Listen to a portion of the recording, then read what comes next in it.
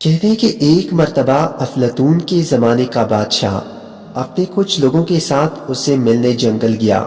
ملاقات ہو گئی اور بادشاہ نے سوال کیا کہ آپ یہاں جنگل میں رہتے ہیں مگر یہاں آپ کے پاس کھانے اور پینے کی کوئی چیز بھی بظاہر نظر نہیں آتی۔ یہ کہتے ہوئے بادشاہ نے کچھ جملے ایسے استعمال کیے جس سے ایسا لگتا تھا کہ وہ اس کی حقارت کر رہا ہے۔ افلاطون کو یہ بات ناگوار گزری کہ دنیا کو یہ بہت کچھ سمجھتا ہے اور ہماری یہ حالت دیکھ کر ہم کو حقیر سمجھ رہا ہے۔ اس لیے افلاطون نے بادشاہ کو کچھ سبق پڑھانا چاہا۔ اس لیے افلاطون نے بادشاہ کے رخصت ہونے کے موقع پر اس سے کہا کہ جناب، میری ایک گزارش ہے، وہ یہ کہ فلاں وقت آپ ہمارے یہاں تشریف لائیں۔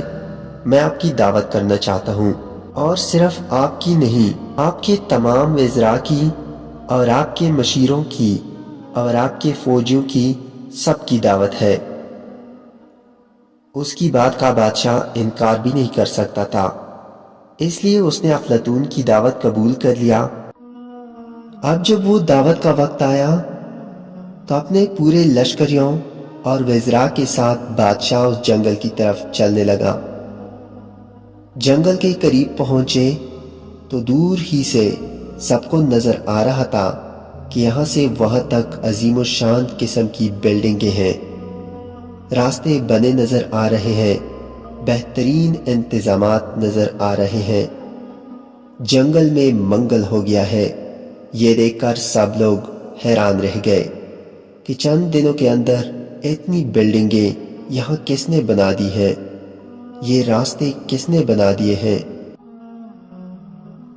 اتنا بہترین انتظام کس نے یہاں کر دیا ہے۔ خیر، اب جو وہاں پہنچے تو افلاطون کے لوگ وہاں استقبال کے لیے موجود تھے۔ لوگوں نے ان کا استقبال کیا اور لے جا کر ہر ایک کو اپنے اپنے مقام پر پہنچا دیا۔ دیکھا تو بادشاہ کے لیے مخصوص عمارت تھی، وزیروں اور مشیروں کے لیے الگ انتظام تھا۔ جب کھانے کا وقت آیا تو بہترین قسم کے کھانے پیش کیے گئے، سب نے کھانا کھایا اور خوب سیراب ہوئے۔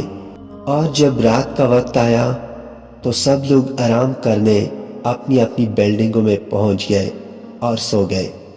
لیکن صبح اٹھے تو دیکھتے ہیں کہ جنگل میں نہ کوئی بلڈنگ ہے، نہ کوئی راستہ ہے، اور نہ کوئی بچھونا ہے، نہ اڑنا، کچھ بھی نہیں ہے، بلکہ صاف جنگل ہے۔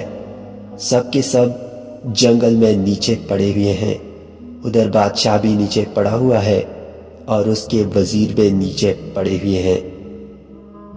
یہ دیکھ کر سب پریشان بھی ہوئے اور غصہ بھی ہوئے۔